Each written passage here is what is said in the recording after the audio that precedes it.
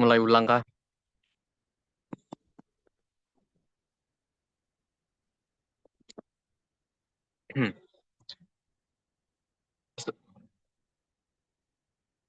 Assalamualaikum warahmatullahi wabarakatuh. Perkenalkan, kami dari kelompok 2 akan menjelaskan protokol topologi jaringan.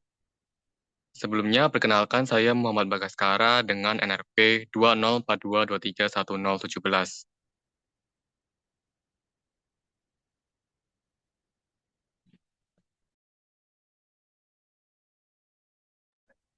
Perkenalkan, saya Karina Latumang Permarani dengan NRP 2042231035. Perkenalkan Halo saya, saya, halo saya Abianifa dengan NRP 2042223101. perkenalkan saya Bagus Caksono dengan NRP 204 223 1039. Ya, perkenalkan nama saya Rivaldi Satrio Caksono, NRP 2042231043. Perkenalkan, nama saya Lustihana dengan NRP 2042231045. Dan saya perkenalkan JJG Permana dengan NRP 204 223 1077. Baik, di sini saya akan terlebih dahulu menjelaskan pengertian dari protokol topologi jaringan secara umum. Jadi seperti yang sudah kita semua tahu, protokol sendiri dikenal sebagai sebuah aturan atau ketentuan yang harus diikuti dalam melakukan sesuatu, sehingga protokol topologi jaringan bisa dikatakan sebagai ketentuan yang harus diikuti ketika kita mengimplementasikannya dalam sebuah jaringan. Secara umum, protokol topologi jaringan sendiri memiliki beberapa fungsi. Salah satunya yaitu fungsi enkapsulasi atau fungsi deenkapsulasi yang ditujukan untuk uh, menambahkan layer yang umumnya itu berupa header atau melepas layer tersebut. Jadi tergantung apakah dia dari analog ke digital atau dari digital ke analognya. Kemudian salah satu jenis dari protokol topologi jaringan yang sering kita temui adalah FTP, yaitu File Transfer Protocol yang terdapat pada transfer file di dalam sebuah antar mesin gitu, di dalam sebuah jaringan gitu. Next.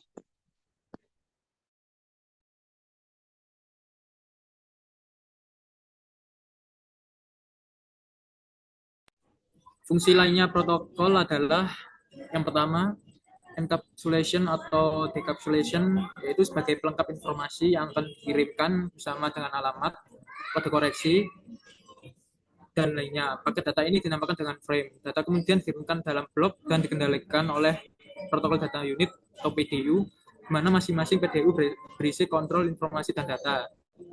Yang kedua, koneksi kontrol, yaitu membangun hubungan komunikasi dari transmitter ke receiver untuk mengirim data dan mengakhiri hubungan. Untuk yang ketiga, flow control, yaitu mengatur perjalanan data dari transmitter ke receiver yang dilakukan dengan cara satu persatu guna membatasi jumlah data yang dikirimkan. Untuk yang keempat, error control, yaitu mengawasi terjadinya kesalahan saat proses pengiriman data. Jika terdapat kesalahan, maka paket akan langsung dibuang. Untuk yang kelima, fragmentasi, yaitu proses di mana pihak pengirim membagi informasi yang dikirim menjadi beberapa paket data. Proses ini ditandai dengan urutan beberapa PDU dengan berbagai batasan ukuran. Untuk yang keenam, reversible, yaitu proses di mana pihak penerima mengembalikan kembali paket data menjadi satu paket yang lengkap. Next.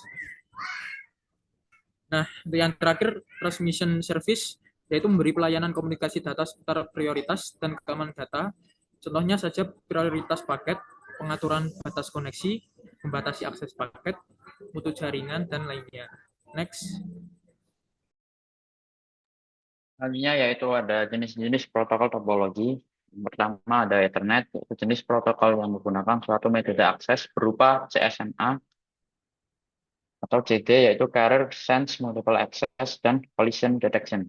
Lalu yang kedua ada Local Talk, jenis protokol yang dikembangkan perusahaan Apple yang ditujukan untuk komputer Macintosh dengan metode CSMA atau CA.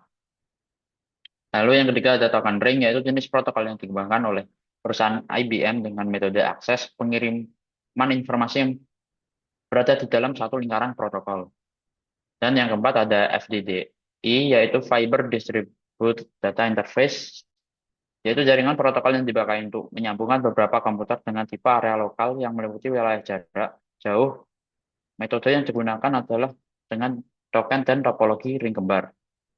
Lalu yang kelima ada TCP atau IP, yaitu Transmission Control Protocol atau Internet Protocol, yaitu jenis standar komunikasi data yang terdiri dari sekumpulan protokol dan dipakai oleh komunitas internet secara global. Selanjutnya ada UDP atau User Datagram Protocol, merupakan jenis protokol lapisan transport TCP atau IP yang mendukung komunikasi unreliable atau tidak andal dan connectionless atau tanpa koneksi antara host dalam jaringan yang menggunakan TCP atau IP. Dalam penggunaannya bisa dalam bentuk streaming video atau audio seperti contohnya YouTube atau Spotify, maupun game online seperti PUBG atau Mobile Legends. Kemudian ada ACMP atau Internet Control Message Protocol, merupakan jenis protokol yang digunakan oleh sistem operasi komputer jaringan untuk mengirim sebuah pesan kesalahan pada jaringan yang digunakan. Misalnya seperti digunakan untuk mengecek apakah sebuah host dapat dijangkau dalam jaringan. Kemudian ada HTTP atau Hypertext Transfer Protocol, merupakan jenis protokol yang digunakan oleh www atau World Wide Web dengan sebuah identitas utama dalam jaringan internet untuk mengakses situs atau website. Kemudian ada HTTPS atau Hypertext Transfer Protocol Secure, merupakan jenis protokol versi aman dari HTTP yang dijadikan sebagai sebuah protokol komunikasi dari WWW.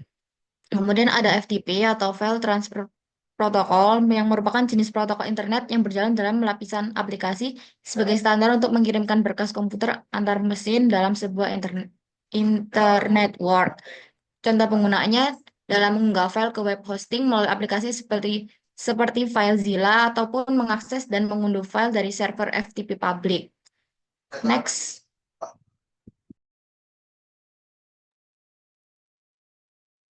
Jadi selanjutnya itu standar yang digunakan untuk protokol topologi. Yang pertama itu ada ISO atau IEC 7498, yaitu standar internasional yang mendefinisikan model referensi OSI, Open System Interkoneksi, yaitu kerangka kerja konseptual yang membagi fungsi komunikasi jaringan ke dalam 7 lapisan. Yang kedua ada standar ISO atau IEC 27001, yaitu protokol komunikasi adalah jalur utama pertukaran data. ISO IEC 27001 menekankan bahwa jalur ini harus aman karena rentan terhadap ancaman seperti sniffing, spoofing, dan injeksi. Yang ketiga ada IEC 608705104 atau IEC 104. Standar untuk memperluas protokol IEC 101. IEC 104 memungkinkan akses jaringan penuh untuk sistem tenaga listrik. IEC 104 banyak digunakan dalam sistem SCADA modern. Oke, next. Berikut merupakan kesimpulan. Terdapat 2 poin, yaitu yang pertama, peran protokol dalam sistem monitoring berbasis IoT, dan yang kedua, kaitan dengan topologi dan industrial IoT. Nah, untuk peran protokol dalam sistem monitoring berbasis IoT, yang pertama yaitu protokol jaringan berfungsi sebagai standar komunikasi yang memastikan pertukaran data antara perangkat IoT berjalan akurat, efisien, dan aman. Lalu protokol seperti TCP atau IP, MQTT, dan CoAP memungkinkan pengiriman data real-time dari sensor ke pusat monitoring. Sementara HTTPS dan IEEE 802.11 menjamin keamanan dan konektivitas nirkabel. Lalu fungsi seperti encapsulation, error control, dan flow control pada protokol membantu mengoptimalkan kinerja sistem IoT dalam lingkungan yang dinamis. Selanjutnya akan dijelaskan oleh rekan saya. Kemudian kesimpulan kedua adalah kaitan dengan topologi dan industri IoT. Yang pertama, topologi jaringan seperti star, mesh, atau hybrid menentukan efisiensi protokol dalam IoT. Contohnya, topologi mesh menggunakan protokol Zigbee atau 6LoWPAN cocok untuk lingkungan industri dengan cangkupan luas dan redundansi. Lalu yang Ketiga, topologi star menggunakan internet atau Wi-Fi. Idealnya untuk sistem terpusat dengan latensi rendah. Kemudian yang terakhir, standar industri seperti IEC 60870, strip 5, strip 104. IEC 104 digunakan dalam SCADA untuk monitoring infrastruktur kritis seperti listrik dan air. Sementara ISO atau IEC 27001 menjamin keamanan data.